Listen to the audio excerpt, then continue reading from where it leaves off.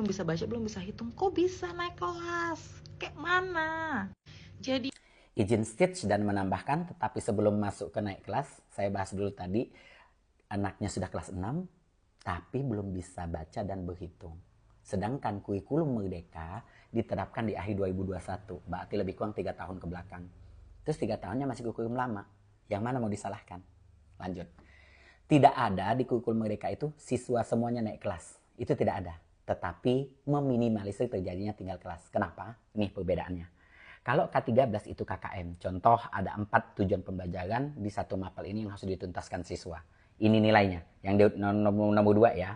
70, 75, 7 lalalala semua jadi rata-ratanya 64,25. Sedangkan KKM 70, maka anak tidak tuntas. Oke? Sedangkan di kurikulum Merdeka dia per tujuan pembelajaran masing-masing punya kriteria. Di TP yang mana dia tidak tuntas. Kalau seandainya nih si anaknya sudah maksimal belajar, mengumpulkan tugas, mengerjakan tugas, rajin ke sekolah dan lain sebagainya, tetapi belum maksimal, maka boleh saja kita menambahkan nilai kriteria ini jadi dari 65 menjadi 70. Tetapi si anak perlu remedi di TP ini saja ya. Bukan semua TP, tapi satu TP ini saja. Ibarat kata kayak kita kuliah dulu. Kalau kuliah itu tidak ada tinggal semester, yang ada tinggal mata kuliah. Maka tetap kita naik semester, kita hanya mengulang mata kuliah mana yang tidak tuntas. Terus yang kedua, kesalahannya adalah berarti si gurunya tidak pernah melakukan refleksi juga gitu ya. Kenapa? Karena dalam satu TP itu ada beberapa kali pertemuan, bisa 5 sampai lebih pertemuan untuk satu TP. Dan setiap pertemuan pasti ada tesnya atau formatifnya. Di bagian mana si anak ini tidak tuntas. Seharusnya kita evaluasi nih, apakah metode, media, terus lagi strategi, model pembelajaran yang kita gunakan ini belum mampu membantu si anak mencapai tujuan pembelajaran. Maka perlu dievaluasi dan kita tindak lanjuti. Jangan hanya dievaluasi dan tindak lanjuti. Pakai metode apa kek gitu. Karena kenapa? Di salah satu aspek modul ajar itu ada namanya kompetensi awal. Atau kalau saya bahasanya itu kemampuan prasyarat. Seandainya di matematika. Minggu depan akan belajar tentang kali dan bagi. Berarti kompetensi awal ini kemampuan apa yang harus dimiliki anak sebelum masuk ke kali dan bagi. Berarti tambah dan kurang. Kalau tambah dan kurang mereka belum kuat, maka jangan dulu masuk ke TP kali dan bagi. Kita kuatkan dulu ini, karena kenapa? Tanpa tambah dan kurang, si anak tidak akan pernah mampu mencapai kali dan bagi ini. Oke? Terus yang kedua, setiap anak itu punya kemampuan masing-masing. Tidak semua anak itu akan memahami dengan mudah semua mapel. Oke? Berarti ada satu lagi aspek. Ada namanya target siswa. Kalau seandainya di bahasa, si anak tidak bisa menulis sebuah paragraf.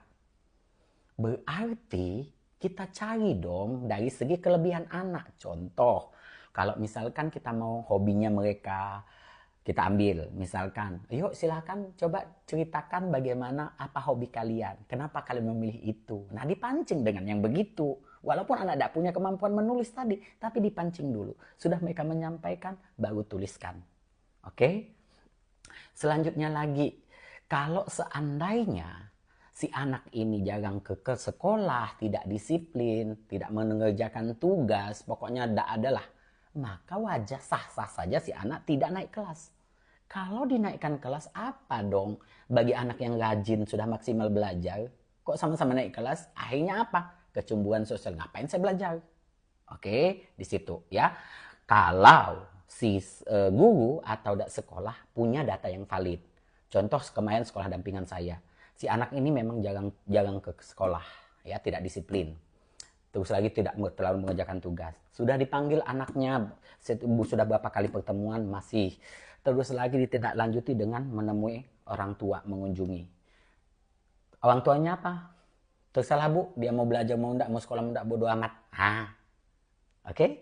Yang penting kita sudah punya data, maka wajar saja si anaknya tidak dinaikkan. Oke? Selanjutnya lagi saya sepakat bahwasanya orang tua yang bersikap terlalu permisif terhadap anak. Jadi apapun yang dilakukan anak itu sah-sah saja. Selalu menyalahkan guru, berarti gurunya tidak benar. Tidak juga. Karena tidak bisa. Antara orang tua dan guru itu harus kerjasama. Si guru mendidiknya di sekolah, sisanya ke orang tua.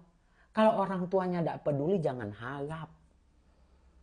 Ya, tapi tidak semua orang tua ya. Ada beberapa kok orang tua yang benar-benar peduli terhadap pendidikan anak. Di sekolah dia di rumah dia diajarkan dan lain sebagainya. Oke?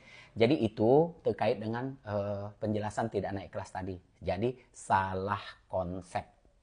Oke? Lebih dan kurang saya ucapkan mohon maaf. Assalamualaikum warahmatullahi wabarakatuh.